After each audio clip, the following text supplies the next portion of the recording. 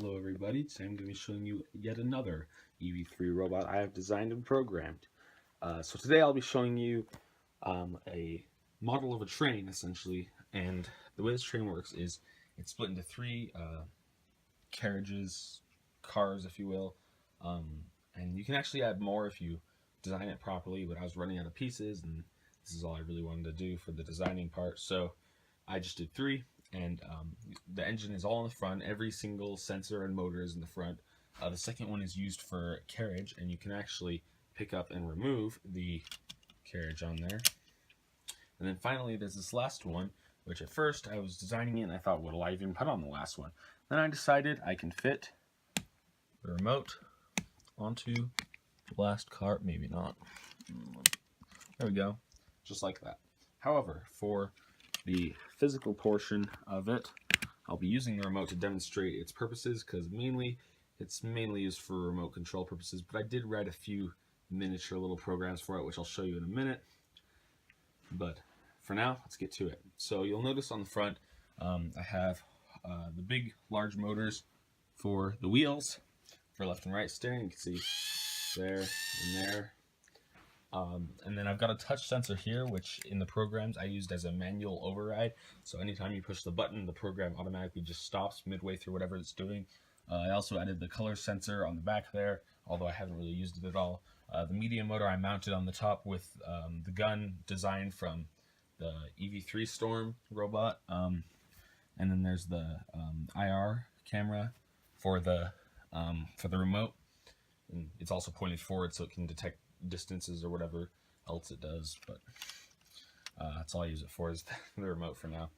And then you'll see, if I can zoom in here, that I've added a little hitch with this little thing coming out, connecting to another hitch on the second cart, and then I duplicated the hitch there and there, and these wheels here, they turn with it, and these wheels in the back also turn, so they kind of go with it. The main problem when designing this was I had to keep the weight always frontward, because otherwise it would start flopping up and down rather than actually rolling along the floor.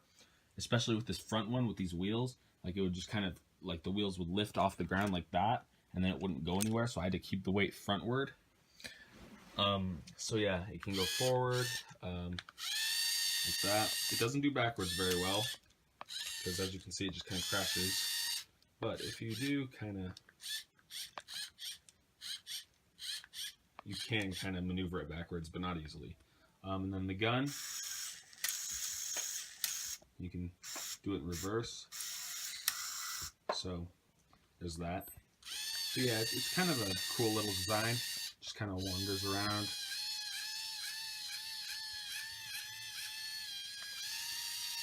So yeah, I'll show you the couple of programs I wrote.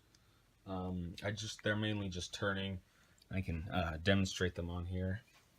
Let me just exit out of IR motion. We go to the programs, train programs. We'll say drive forward program, right? And activate.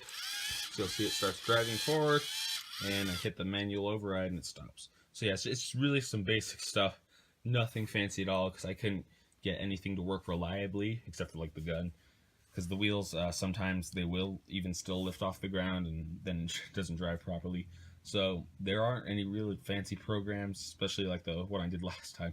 That was crazy. This is not. So I guess I'll show you those if you're interested. Otherwise, thanks for watching, if you're going to quit the video here now. But so now let's go check out the little programs I wrote. Alright, so here we are with the coding. And like I said before, it's nothing too fancy. It's pretty basic stuff. I mean, there is this here, but that's just the shutoff mechanism I mentioned. It just constantly tests if the touch sensor is being pushed in, and if it is, turns off the program. That's the manual shutoff. What changes per program is this, and for this one, as you can see, I named it Drive Forward Modified, and that's because the left wheel actually is, I think, slightly less powerful than the right. I don't know if that's a low battery problem or if it's just a weight difference on the thing, but I tested it, and this is as straight as I could get it.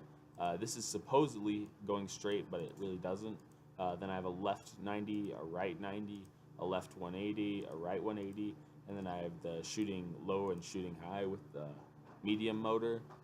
So yeah, like I said, it's pretty basic stuff, nothing like my last video, which if you haven't seen, you should totally check it out, because it took me forever to design and even code that thing. It took so long, and I'm really proud of it. So that's probably something you should check out.